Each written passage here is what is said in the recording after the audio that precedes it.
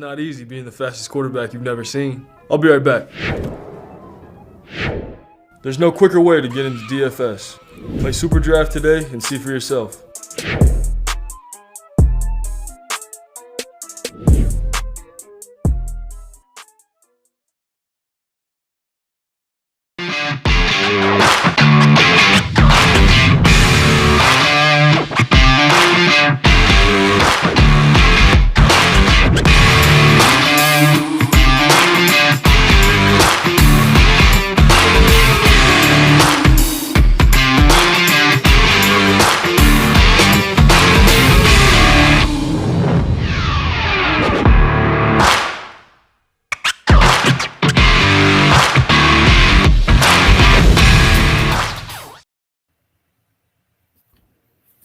Ladies and gentlemen, we are rolling with the tide. Spencer, how you doing today?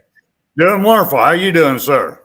I'm doing great. We got a legend, two-time All American Tommy Wilcox. You may know him as Tommy Wilcox Hunting Show. Tommy Wilcox Hunting Outdoors, I believe is his name. Am I correct? Yes, you are. Great show. Everybody, I bet you watch it all. I bet you watch it all the time, don't you? I ain't gonna tell my secrets now. Well, ladies and gentlemen, let's get straight to it. We're going to start the show off with very important dedication.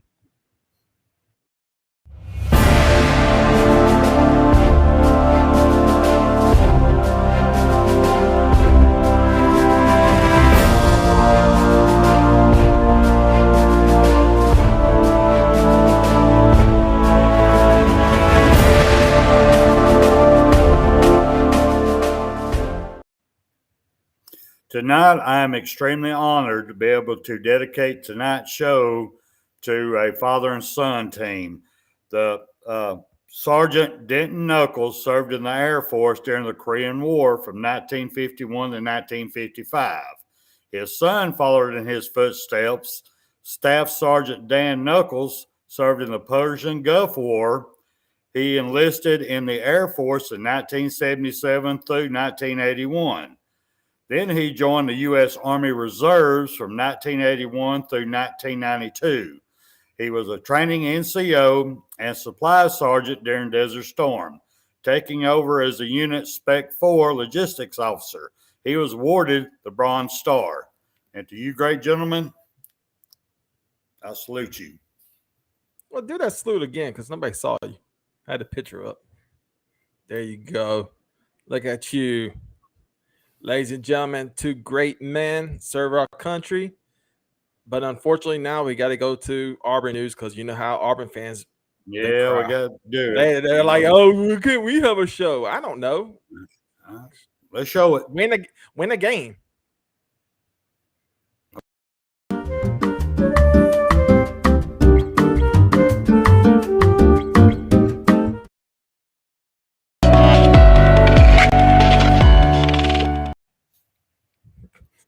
That is.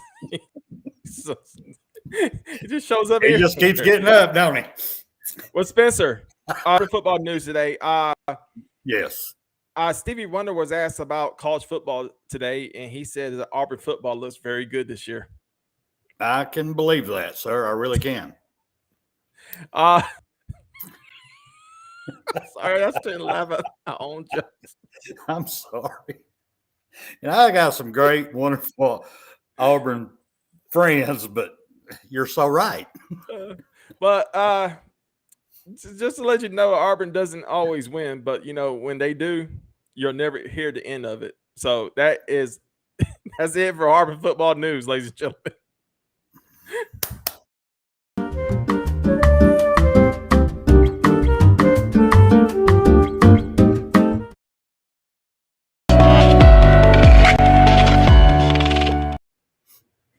I got to start writing my own jokes. Everybody like, I heard this crap for 20 years. Same crap. You got that off the internet. No shit. Anyway, let's get to it. Calvin Ridley. Oh, yeah. Calvin Ridley. Did I said it right? You said that correct that time. Okay, yes. Thank you. I said Calvin Willie. I know you did.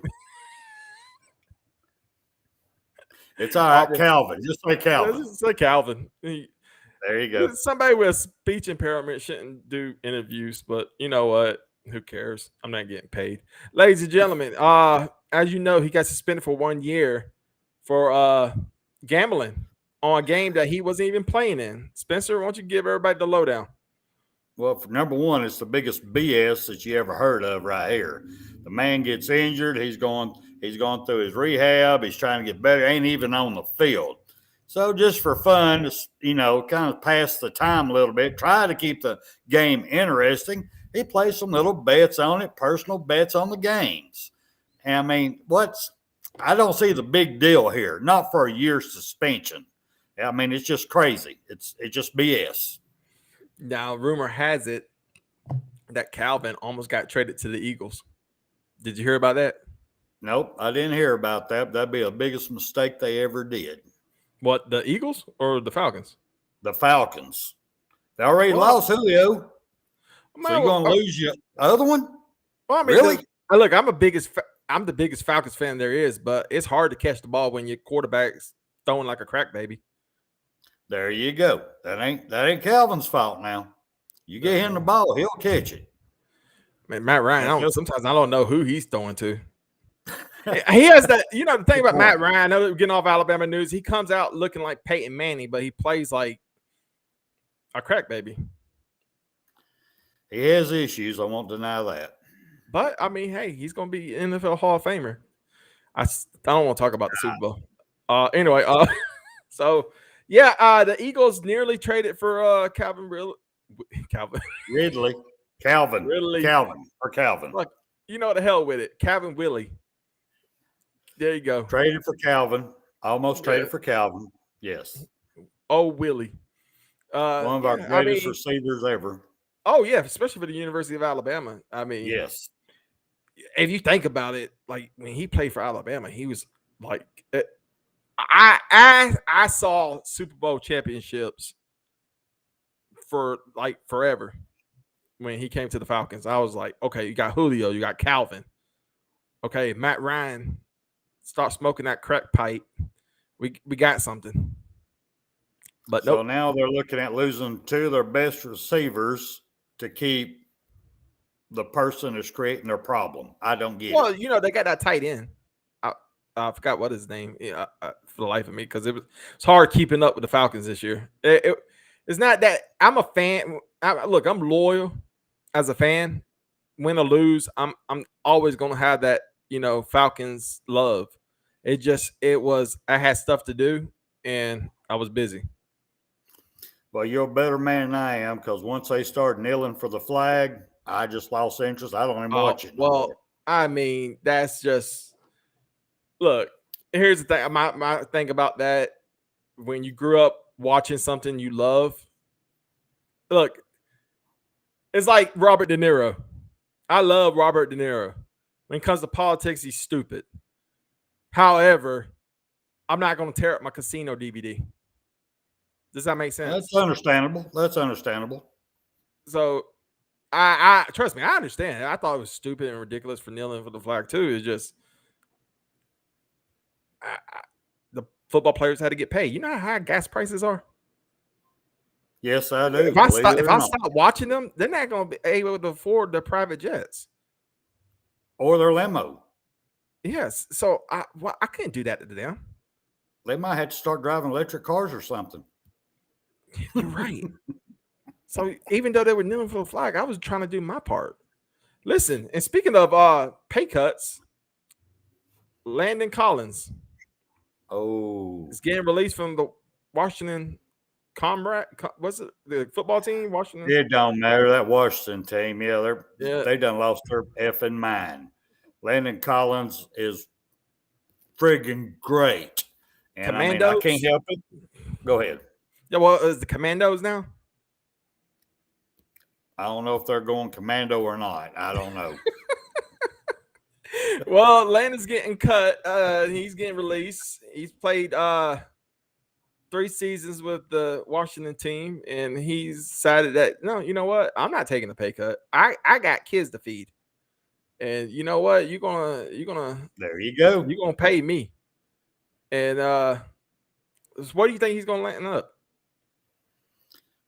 You think he's going to go back to the Giants? Great question.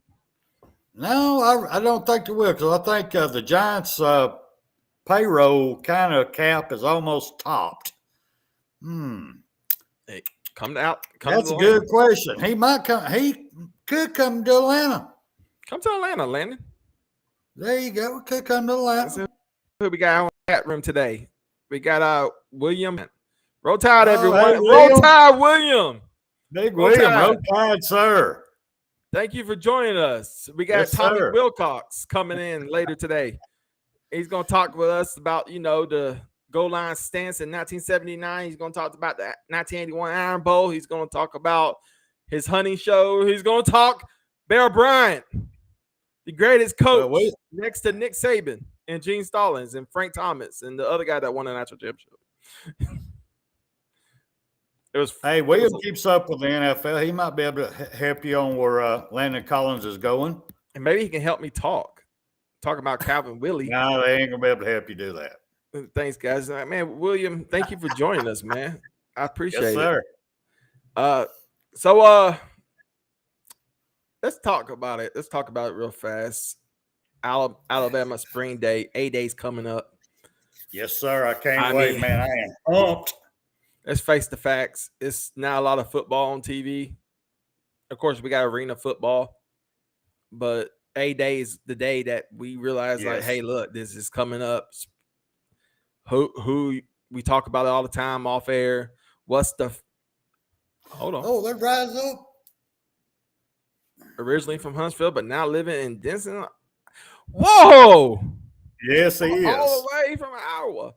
I hear you. Yes, Welcome. From Huntsville. You didn't get robbed? Good for you. Roll Tide, baby. Roll Tide. And we got Roll Tide and Rise Up in the house. There's Rise Up back again. There he is. Falcon fan for life, man. Come on, man. Tell me what you think about Calvin Ridley. Nope, I'm not saying it. Yeah, okay, just Calvin then. That'll work. Yeah. Just Calvin. Back to while you're reading them, back to the A-Day game. I mean, I've got my yellow bells out here blooming. The temperatures, even though it's supposed to snow this weekend around where I'm living, but still, we got temperatures coming up. It is ready. We got April right around the corner. A-Day game. It's time for some football, man. I am ready and fired up. Rise Up said he's shaking his head too about Calvin. It's okay, man. Look, bottom line is we're probably gonna win a game. 1 or 2. Don't say Super Bowl. I don't even want to say after that Patriots game. I don't even say Super Bowl no more. I said it now. Let's go, baby. That's it. A-Day, we got Falcon football. We're gonna be okay. One team is gonna win every weekend, and one team is gonna be the Falcons. Well, hopefully Calvin go in there and after a couple of games go back and say, hey, man, let's relook at this and let's revisit this. Well, that's the thing. If Atlanta was on the way of trading him, I mean, good point. Good point. We was going to lose a top receiver. That's the thing about Atlanta. Look, we're not going to talk about Atlanta. This is an Alabama football show. Anyway, A-Day. I'll get fired up. I'll get fired up. I lost my cat. Everybody's like, where's your cat? Why's your hair look like a brittle pad? I don't know. That's why I wear caps. Gonna have to go to the barber now. Yeah. I would be listening as I drive this 18-wheeler now. Okay, Bryant, I hear you. Tommy Wilcox will enjoy the 18-wheeler. Feel free to ask him any questions. We will ask him. How can he afford fuel for that thing? Good Lord. Every time I drive past the gas tank, I just be cheering on Brandon. I swear to God. Let's go, Brandon. I'm cheering Brandon on like a mother. I just go, woo, Brandon! Yeah! I love some Brandon. Damn. Every time I'm pumping gas, I'm just like, go Brandon. Thank you, sir. Thank you, Brandon. Thank you for all the wisdom you shared when I'm pumping this $5 a gallon of gas. Company driver. I hear you. I'm just gonna warn everybody. Our beloved Stingray booked Tommy Wilcox, and for some strange reason, we get people on cell phones. Stuff happens. So and you've seen it here live on the phone many times. Something happens, and we just get stuck. It happens. But hey, just let it know that we had Tommy Wilcox on the show. He's gonna be showing up in about 3, 4, 5 minutes, hopefully. And hopefully, I hope so. Thank you, Stingray, for hooking this up. Yes, Stingray, I got a lot of respect for Tommy. Speaking of Stingray, ladies and gentlemen, the Doug Godfrey Show. If you listen to his show on whatever channel it comes on, Stingray Show on Tide 100 is going to be talking some basketball. So I want you to go to Tide 100 tonight at 10 p.m. Eastern, 9 p.m. Central, and you get to watch. You get to listen to Stingray and Heath. I forgot Heath's last name. I should write this stuff down if I'm going to sit there and advertise stuff. However, Heath and Stingray are going to talk some SEC basketball. Going to have Doug Godfrey on. I mean, legendary sports analyst. Can't miss that. So if you can't listen to it on the radio, please download the Tide 100 app. We do not get paid. YouTube, we do not get paid for advertising Tide 100. Man. We're just helping my man out because he's already the #1 show on Tide 100. Where are you guys located? Well, I live in Alabama, and this handsome young man right here that is bald. Let me put this picture down right here. This young man right here. Let me show you. Rise up knows I'm from Georgia. Not that young man. Hang on. I can't. Geez, it's hard to direct and do all this crap. Ain't it though? No, yes. Me and Rise Up, we go way back on TDA, and he knows I live in Lafayette, Georgia. He knows that. Jesus loves me. Everybody's looking at my head. Look at that brittle pad. Here we go. This young man right here lives in Georgia. That young man right there. He loves that Georgia peach. I hear that you. That I do. Every time I see him before he comes on, before he comes on, every time I see just peach cream all over his face, I'm eating that peach pie, baby. I'm like, damn. You got to get that pie a break. Hey, Spencer's a bad boy. Where's Raylan at? Raylan's watching TDA probably. Is TDA coming on tonight? He's kind of busy here lately. He even came in late on TDA last night. He's gonna be here late, though. He's gonna be here next week. So and so will Matt Cadell, but not them Bulldogs. I agree with you. Can't argue with that point. So anyway, we got Calvin Landon. So let's touch on it a little bit more. Calvin Landon. Where do you think you didn't answer the question. Where do you think he's going to go?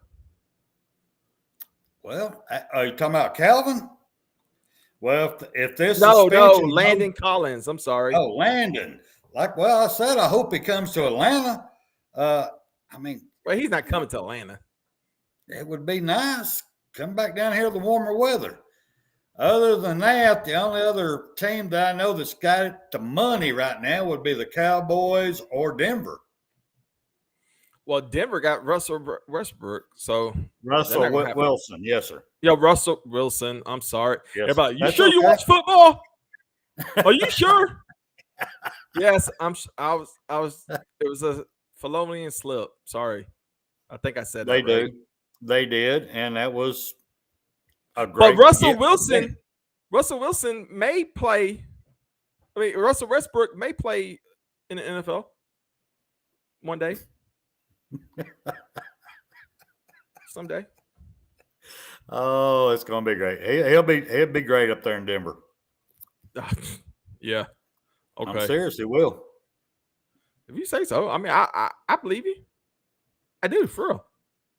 Oh, and while we're on all this NFL stuff, I'm going to change it up just for a second. I've got to get a shout out to the Alabama softball girls. They're still undefeated, so I had to give them a big shout out right quick. So go ahead with your NFL. You did what? I just gave a big shout out for the Alabama softball girls. Are undefeated. Okay. You try to go that? 20. Try to go over 20 games undefeated. I mean, Got you. I don't really watch softball, so bad to the bone, brother. You got to pick that habit up. They're bad to the bone. Softball? Yes. I don't know if I could. You never played the drunk league softball? No. Never did? Well, I did. As you get old, wish you made it in sports and you didn't. So you go out there and buy a cooler of beer and you go out there and play softball and break stuff and pull muscles. Yeah, I did that. I'd rather watch Jamarcus Russell play quarterback than watch softball. What, too soon? Lord have mercy, sir. Was that too soon? And the good thing is, we got the Alabama bass team getting ready to kick off too. So that's going to be great to keep up with, just so you know. The what? You didn't know we have our own bass team at Alabama? They get scholarships and everything to go fishing? No, I did not. Yeah, we do. I went to Troy. They're damn good too. So I went to Troy. I know we love football. We live and breathe football. I know. Yeah. I do know somebody that graduated from Auburn is the biggest Alabama football fan. No That's way. Weird to me. But ladies and gentlemen, here we go. He is the 1979 SC Freshman of the Year, 3-time All-SEC Defender of the Year, 2-time All-American. Ladies and gentlemen, the one and only Tommy Wilcox. Tommy, how you doing today? How you doing, man? It's great to have you. I never had a legend. I'm just kidding. We had many legends on the show, but yeah, you're somebody I've been wanting to get for a very long time. I'm happy that you're here. I mean, first question I got for you: how cool is Hank Williams Jr.?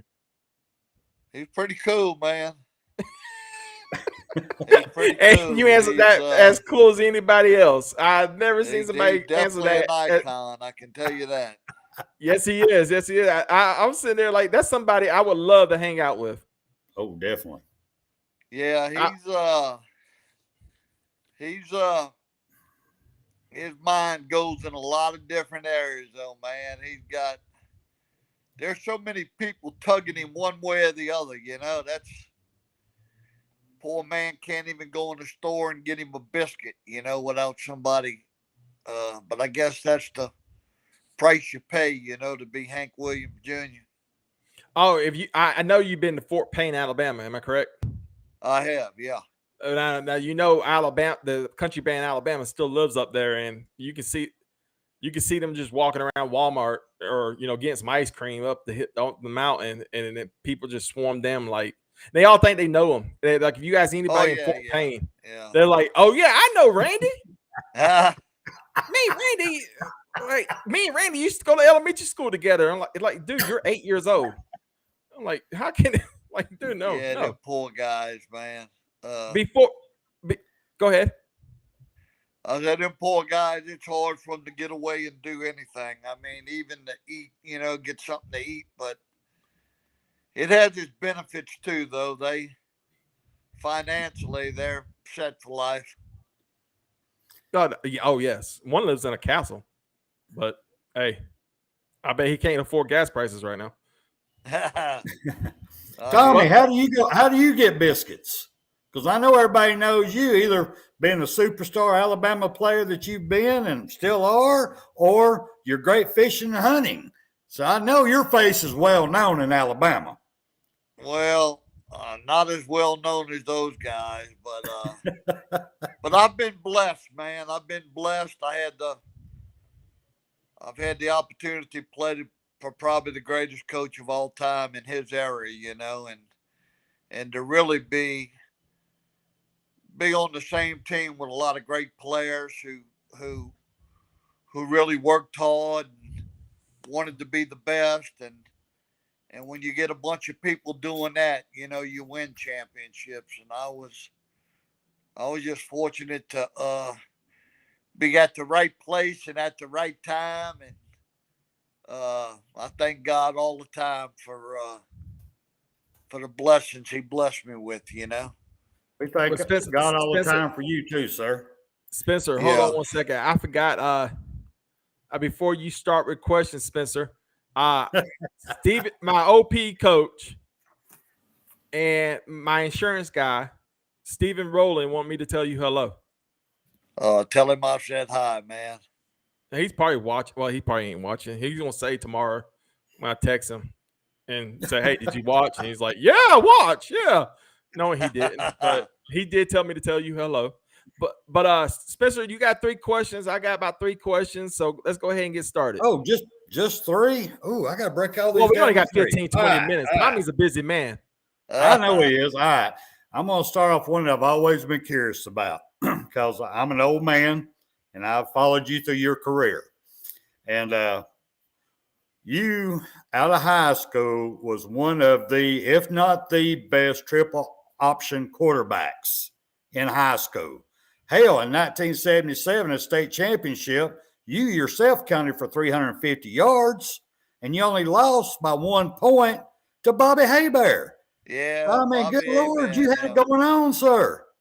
I'm telling you, man. They and they won on a Hail Mary pass. A lot of people don't know that. They 4th down at about 35 for a first down and 4th and 40 for a touchdown, and they threw it, and our guy tried to intercept it, and it hit his hands, went through it, and hit another guy's hands, went through that guy's hands, and the third guy caught it, and they beat us.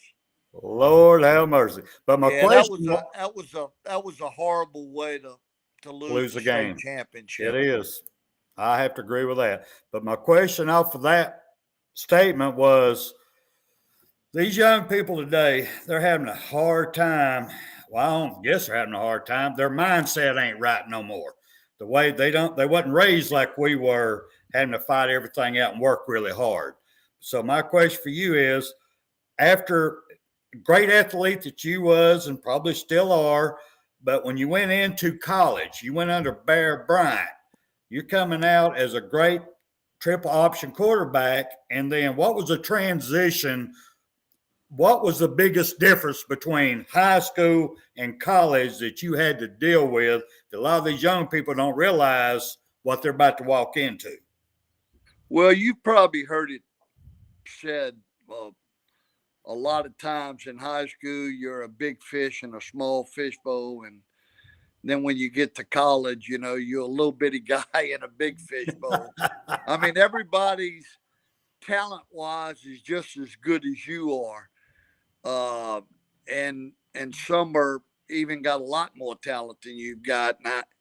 And I try to tell everybody, but the thing is that I was fortunate that I had some great high school coaches, and we really worked hard, and we really, you had to really believe in one another, and you just didn't get by on your talent. They wouldn't let you get by on your talent.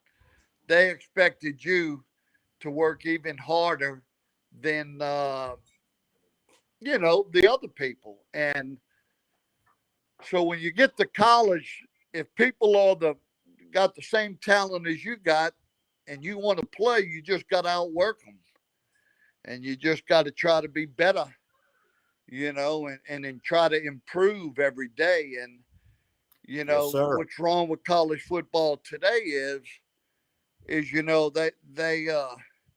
if they can't get the starting job, then they want to go to another school.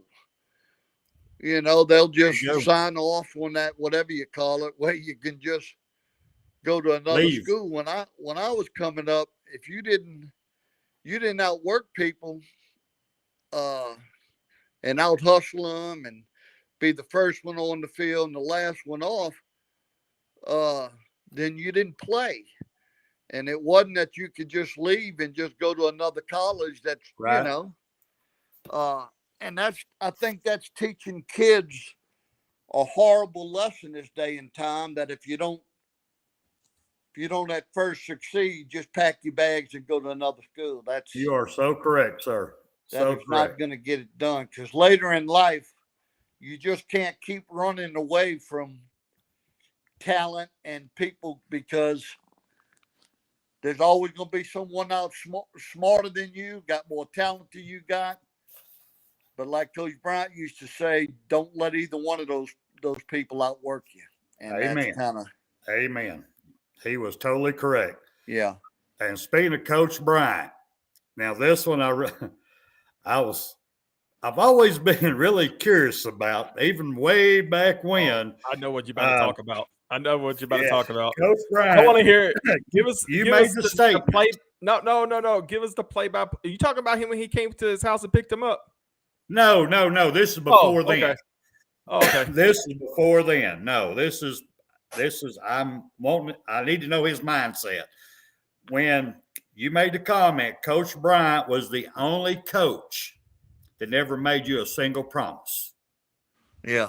He just told you what it's going to be like when you got there. Right. And you had all these other schools and coaches making you promises.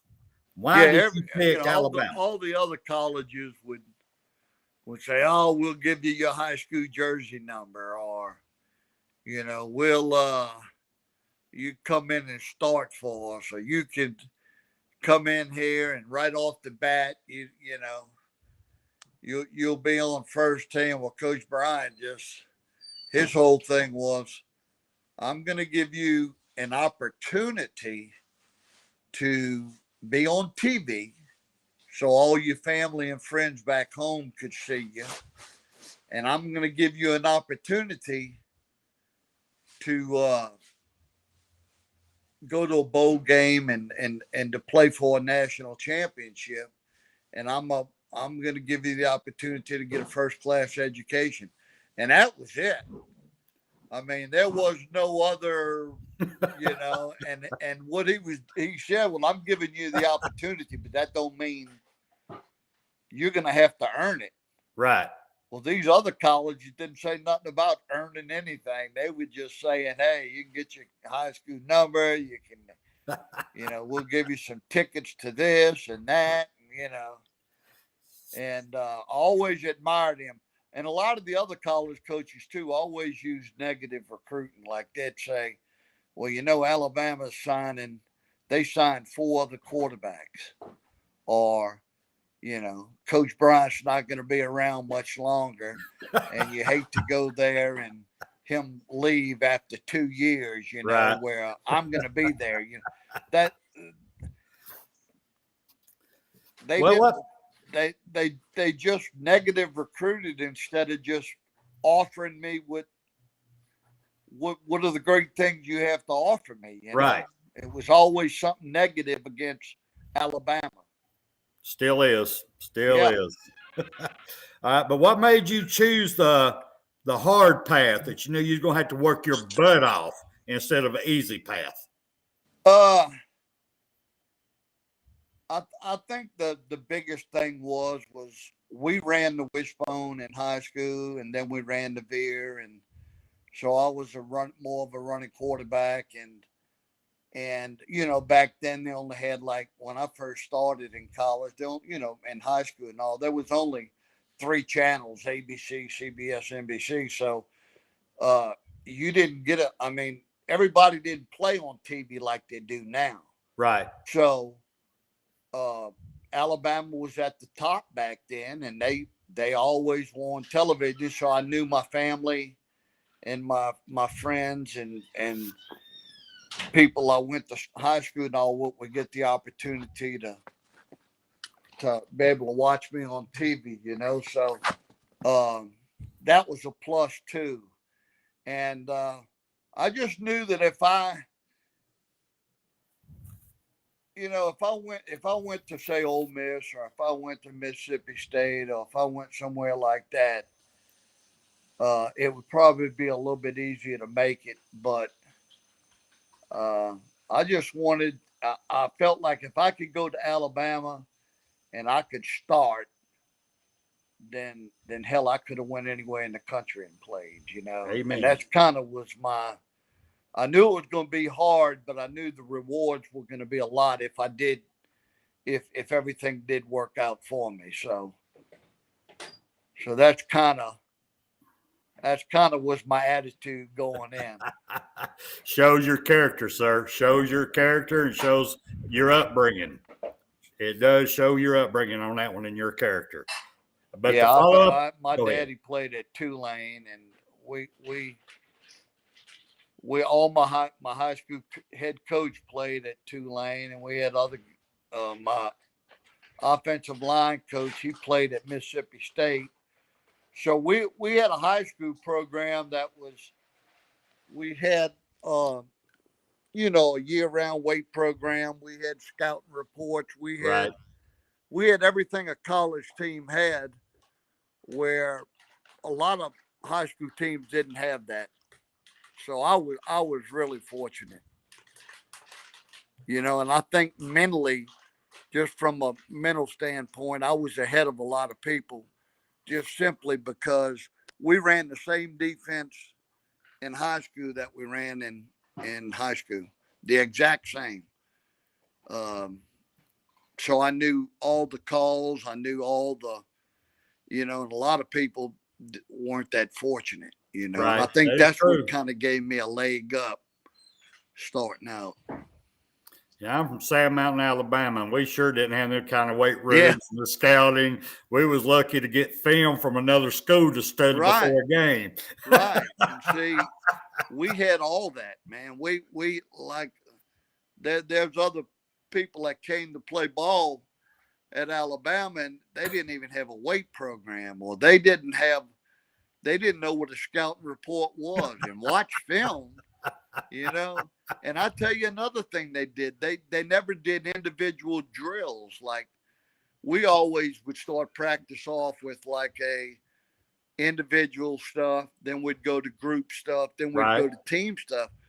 Well, a lot of the guys I played with, they did team offense and team defense and kicking game. They didn't do any things to work on tackling or blocking or nothing. Techniques, like that. So, no technique. Didn't work on any of the little things that Coach Bryant used to preach about, Well, Joey, I see you got some chat questions in here, so I'm going to shut up for a second. I mean, I can go for days with this man. I mean, I got a book here. I love him. So go ahead, step in, brother. Okay, so, real fast, we got a question from the audience. Ask Tommy, has he ever been fishing with Richard Jean, the fishing machine? Who now? Richard Jean, the fishing machine. I don't think I have. Where's he out of? I don't heard it. That's a good. It came from a good friend, Roll Tide and Rise Up. So no, Tommy has not. But real fast, we got a couple. We got a couple more minutes with the Alabama Hammer. Right now, if you watching now, you come get you some. Right now is the time. Ask the questions that you want, and we'll ask. We will ask. I'm just starstruck. You ask the questions. We will ask them for you. And Tommy will answer them. But I got a couple questions. Let's go back to Bear Bryant coming to your house. I want to just know, what would you do? Would you sit in the living room, just sitting there? Did you know he was coming? I mean, the man came, a football coach actually came by your house and picked you up, said, get your ass in the car. You're coming back to Alabama. You're going to play some football. You're not playing quarterback. You're playing safety. And so, come on. So tell me the story as is, exactly what happened. Did they call and tell you that he was coming? Or, I mean.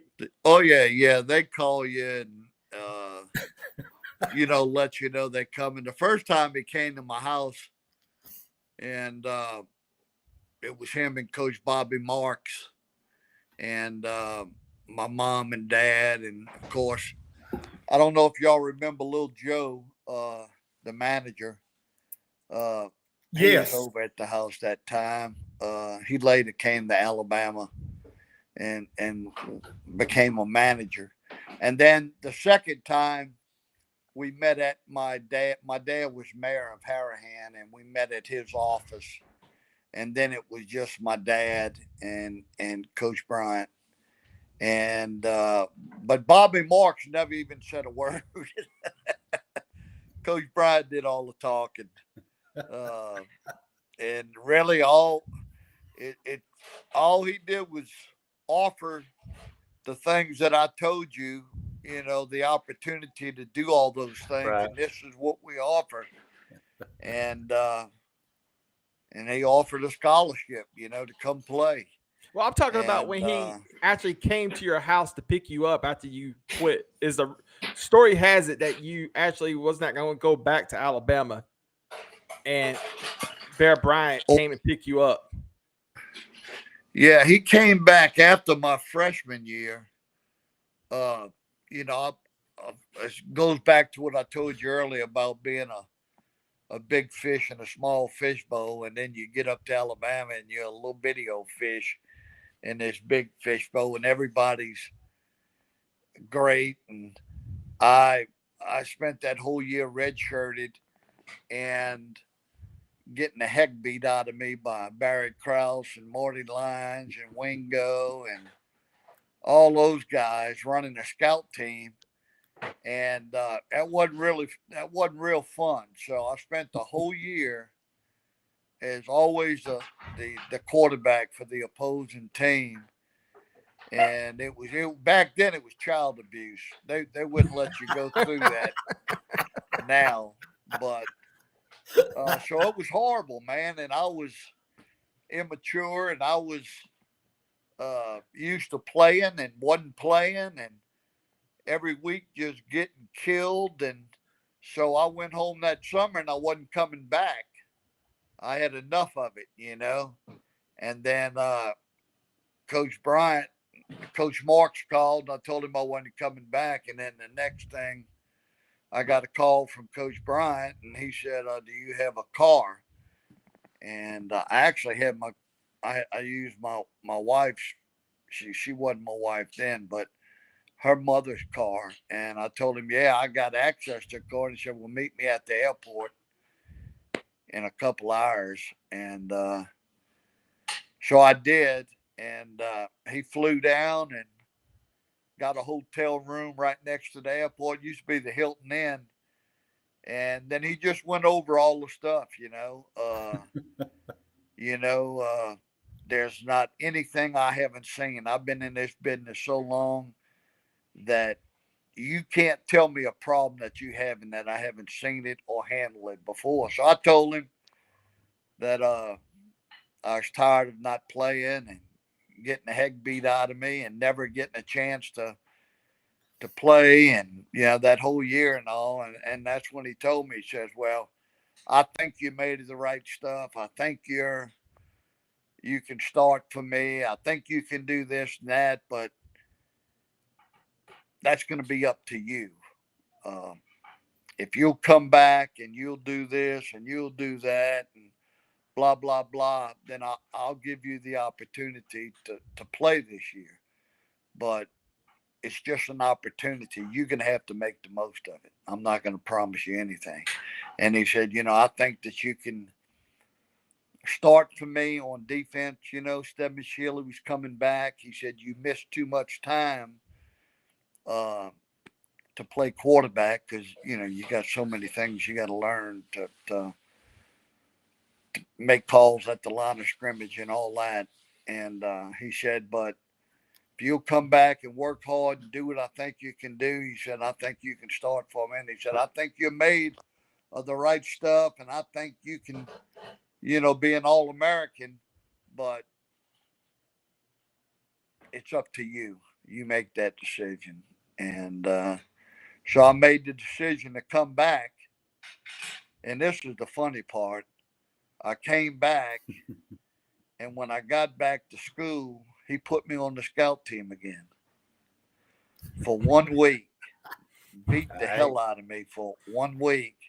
And then he called me up in his office and said, you passed my test. He said, I'll tell you what I'm going to do. He said, Bobby Smith was ahead of me. He was a senior. He said, I got a senior that's ahead of you. You're a freshman. And he says, I am going to start Bobby against Georgia Tech, and he'll play the first quarter. And then when the second quarter comes, it's going to be your job to either win or lose. And that's kind of how we did it. And I had a real good game. And the next week, he made me captain of the kicking team. And I remember him calling me in and said, I've never done this before, but you're going to be a captain. Just show your class, and the presser's going to ask you all kind of stuff that you being a freshman and all that kind of stuff. He said, just show your class. And so I was the captain the next week against Baylor. So then after that, the rest was history, Well, we got, EJ's Jr., Eddie Lowe, Jeremiah Castile, Warren Lyles. I mean, yeah. some of the greats you have lined up with.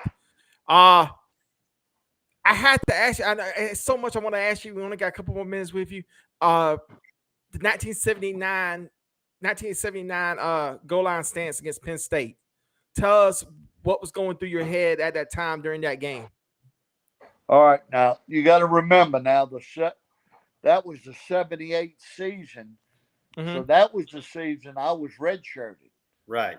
I was actually, I forgot who the Penn State quarterback was, but that's who I was always. It doesn't matter. He didn't get the job done. Go ahead. I forgot his name, but I was the scout team quarterback for that game.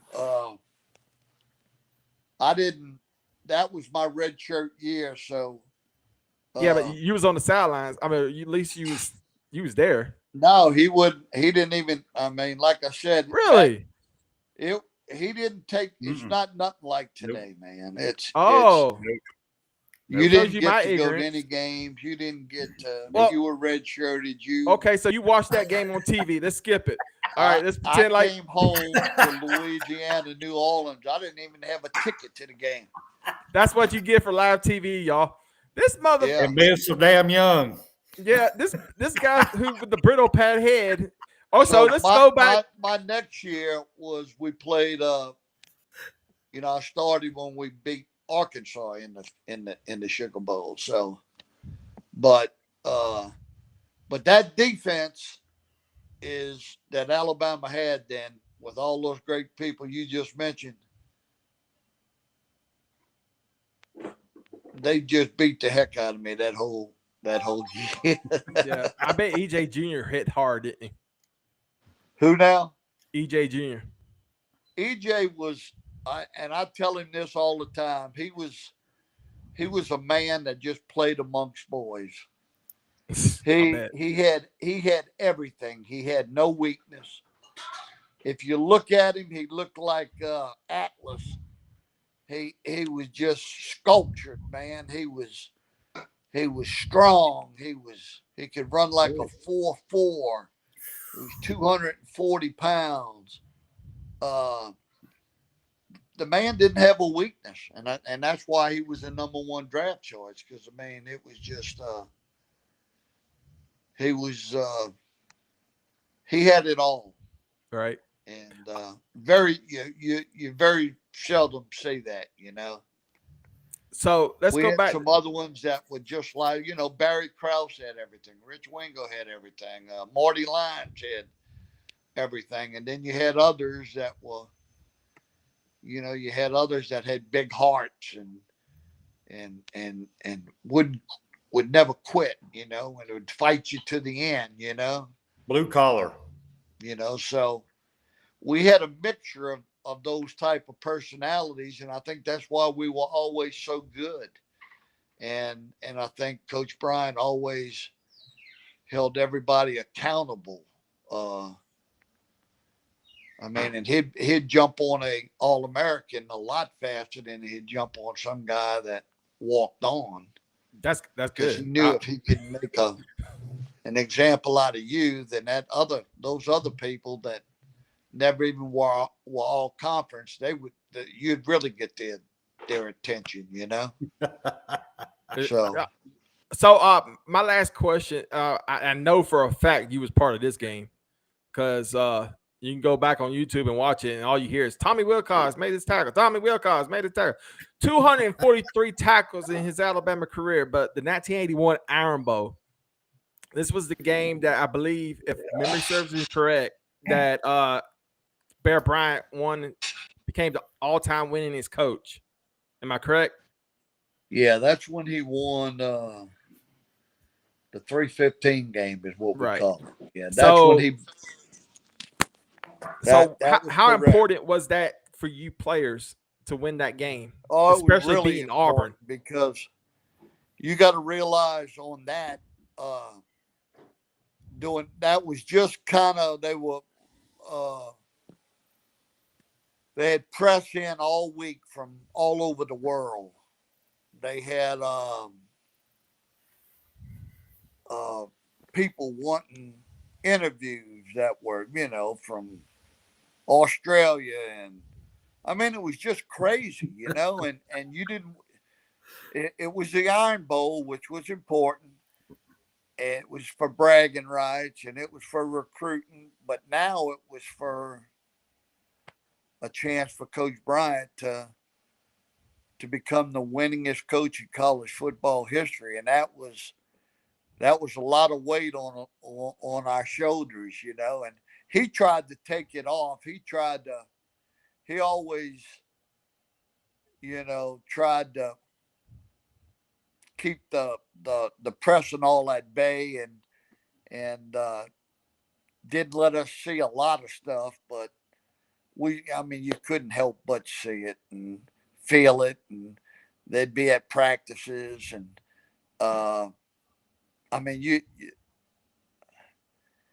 you would have to be dumb, crazy, blind, deaf, all those together to not realize what's going on. What's going on for that game. And man, and we won that football game, and to be able to be in the locker room and have the president, Ronald Reagan called him, and we got to hear that in the locker room. I mean, here yours as a young kid, man, that was something special. Yes, I bet. I mean, just getting to play for Bear Bryant is something special. I got so many questions about Bear Bryant, but we don't have a lot of time. We told you 15, 20 minutes. We're close to the 40-minute mark. But my last question is, I can keep you here for hours talking about Alabama football, especially the time you played. Ask you questions about Stephen Rowland, how he was when he was a kid, because he used to scare the crap out of me when I was a kid. So my last question is Tommy Wilcox Outdoors. This hunting show. Listen, Spencer, I don't know if you ever watched it, but this show has been on the air close to 20 years. I mean, a lot of hunting shows make what made me maybe get lucky if they do 3 or 4 years. You've been on the air for 20 years. You've been hunting with Nick Saban. You've been hunting with Hank Williams Jr., a lot of country music legends. My last question to you, before you go, we wanted you to tell everybody where you can find Tommy Wilcox Outdoors. But what was it like hunting with Nick Saban? Did he yell at you? Did he scream at you? Did he? No, he's I don't know. I don't think he's really, really big in the outdoors. I can see that. The man lives and breathes football 24/7. Mm-hmm. And we were talking about going turkey hunt, but then he wanted me to come up to Lake Burton, and he had a place where we could go rainbow trout fishing. Right. So instead of the hunting, we did rainbow trout Yes, good fishing, eating. up there around Lake Burton. And man, we fished for about 4 hours. And I mean, he gave me a lot of good interview stuff, and that was back before he's won any championships. That Right. was, I mean, he had won at, I guess he won that one at LSU, but Right. This was his first or second year at Alabama. yeah, at Alabama, yeah. Right. So he hadn't won anything here yet, but really intense. I don't know. Even on the boat, he'd walk. He'd go from back to front, back to front, back to front, and you just he couldn't be still, But he was nice enough to give me about 4 hours, and we fished and interviewed, and I knew he was going to be successful here because you get the cream of the crop if you come to Alabama. I mean, it's just a football tradition, and you're going to get the players if you know how to coach people and you know how to build a team and individuals and make everybody, like Coach Bryant was, make you accountable, and he did that at LSU. He everybody was accountable, and when you can get players to be that, and then you get them surrounded and to believe in the team concept,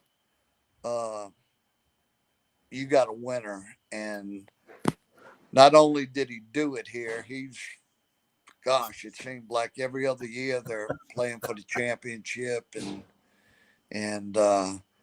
but you heard people talk about, he's going to leave and go here. He's going to leave and go. He ain't leaving and going nowhere. I mean, he's got a tradition built here, and he's got a dynasty here. He's got the University of Alabama. Where else? He's got the whole state to wrap around his Yeah. finger. Yeah, where else are you going to go to where you have the opportunity to win year in and year out? There's very few colleges that can offer that, and Alabama probably being the most. Yeah.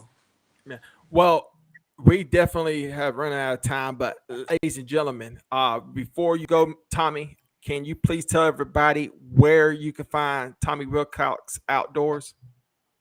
All right. Well, you can go to TommyWilcox.com on the website and check out our website, and there'll be stuff posted on it where we at and what we're fixing to do and stuff like that. If you get WVUA out of Tuscaloosa, it plays just about all over the state of Alabama. I think it goes from like Huntsville down to Montgomery and then over into Georgia and stuff like that. You can catch me on that every Sunday afternoon at 3. But if you ever want to see anything, just go to YouTube and type in Tommy Wilcox Outdoors, and we stream all our shows on YouTube. So you can type in my name, and there'll be hundreds of shows that pop up. You can watch whatever you want to watch. Well, Tommy, I say this. I hope we can get you back. I've talked to EJ Jr., Jeremiah Castile. I talked to, Eddie Lowe is the mayor of my hometown. He's been on the CTS many times. But today was an honor of mine. I'm a big fan. I love talking about Bear Bryant days of Alabama. You're part of the Alabama All-Century team. So to have you on today is an honor, a privilege, and I cannot wait to talk to you again because I got 20,000 more questions. Please come back. But ladies and gentlemen, until then, the one and only Tommy Wilcox. Yes, sir. Thank you. Guys. Thank y'all, man. Thank you, sir. All righty. Take care. Jesus, Damn, man. we went over. We went over a lot. I don't care about going over. That was just. Well, I gotta go to work. Man, I got hair sticking up everywhere. My back hair sticking up. I got chills up one side and back down the other, man. What you talking why about? didn't you tell me? Why didn't you tell me he didn't play in that game? Because I didn't know you was going to say that. Talk this before the show. You did not tell me that you were going to talk about the Penn State goal line stance. You did not. I thought I did. Oh, real quick. Hang on. Everybody at home right now is talking about the brittle pad boy don't got his facts right. Thought he was an Alabama fan. Shut up. It was a mistake. He was on the team. He just wasn't there at the game. So he was probably the most important practice squad. Yeah, he was watching it on TV. He was watching it on TV. Black and white, like I did. Somebody say I got anyway.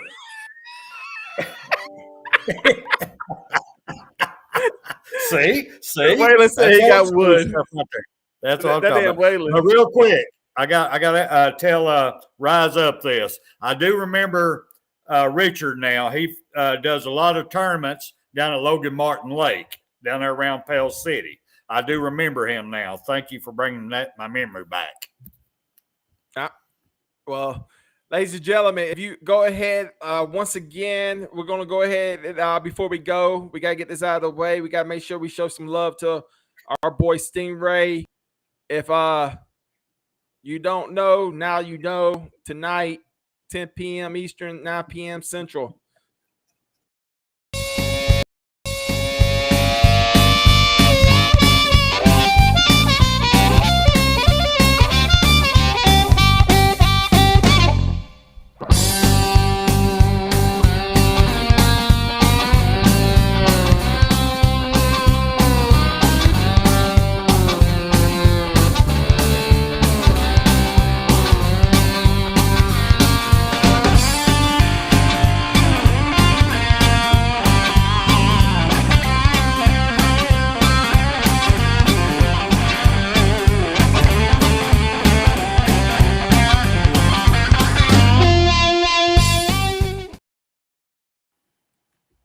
We literally went over the hour mark here. We usually never do that.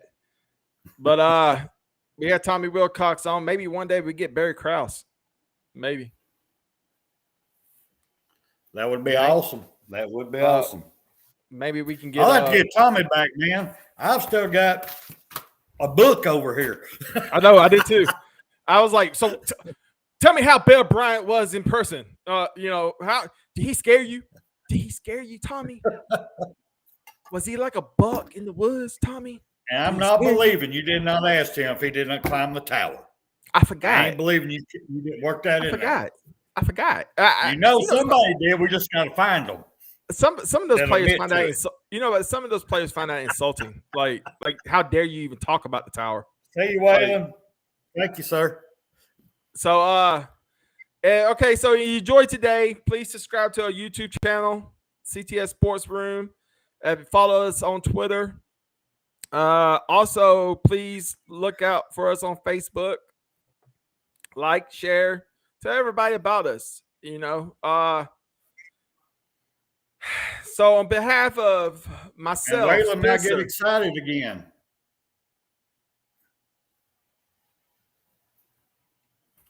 I'm not going to even. No. If you're listening to this on podcasts, on Anchor or Spotify, Waylon just showed a erect. You know what? Not Waylon, but there's the elephant's trunk. What you talking about? That was the elephant. Oh, Waylon does have an elephant trunk. Yes. So I don't know. I'm just saying what was Spencer told me. I don't know why Spencer told me that. Spencer told me. He said he got an elephant trunk. I said, what, in his house? He's like, nah, man. But we'll talk about Waylon's elephant trunk next week. He will be on the show. Yes. Former wide receiver Matt Caddell will be on the show. This is Rolling with a Tie. Ladies and gentlemen, I got to go to work. We are out. Love you. Hang on. Whoa. Before we go. Hang on. Somebody got something. I'm on the phone with William. Okay. And I have my Thursday night show set now. Awesome. Okay, we're out.